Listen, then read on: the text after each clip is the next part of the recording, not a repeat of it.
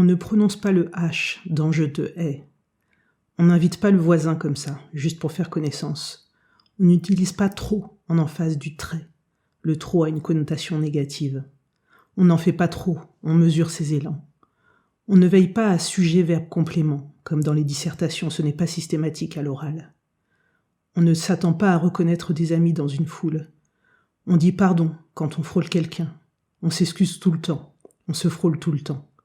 On n'a pas le droit d'écouter de la musique forte après 22h, même si les voisins apprécient le groupe. On met toujours la ceinture de sécurité en voiture. On dit au revoir quand on sort d'une boulangerie, même si on est sûr de ne jamais y retourner. On fait la queue dans une boulangerie, on doit se décider rapidement devant la caisse pour éviter leur soupir de dos. On peut acheter une demi-baguette. On ne peut pas frapper chez les voisins quand on manque de citron ou d'ail pour finir un plat. On s'embrasse, 2 bises par joue, pour se dire bonjour, même quand on ne se connaît pas. On est de droite ou de gauche, la politique est spatialisée. On partage l'addition au restaurant, sauf exception. On a l'électricité tout le temps. Quand elle se coupe, c'est alarmant. On peut acheter une pomme seulement au supermarché sans attirer de regard. On ne prononce pas le « ne » des négations. On dit « je sais pas » ou « je veux pas ». On a des espaces verts, de très beaux parcs, l'accès est gratuit. On ne dit pas « chérie » à un inconnu. On ne mange pas le même taboulé. On boit l'eau du robinet, elle est potable. On ne dit pas « voilà » pour s'assurer d'être cru. On parle vite, on ne détache pas les mots. Inutile de marquer les blancs. On peut s'embrasser dans la rue, on ne sera pas critiqué pour impudeur. On peut s'embrasser aussi entre filles ou garçons. La police n'interpelle pas les homos pour mauvaise conduite.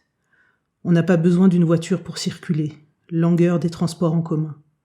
On a des plages publiques, on n'est pas obligé de payer pour se baigner en mer. On ne croque pas dans un concombre, dans une tomate, dans une laitue. On les mange en salade. On marche des journées entières sans être dérangé. On a des trottoirs partout et des passages piétons. On a des zones réservées aux piétons. On n'a pas le droit de klaxonner, sauf nécessité grave. On respecte le code de la route, il est affiché et tout automobiliste le connaît. On ne sursaute pas quand une porte claque. On a des adresses, on ne s'angoisse pas à chaque envoi par la poste.